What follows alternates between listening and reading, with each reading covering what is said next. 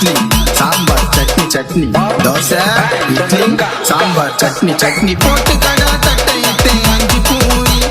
முட்டு கடா வைத்து உள்ள வாரி வாரி தோசை இட்லி சாம்பார் சட்னி சட்னி தோசை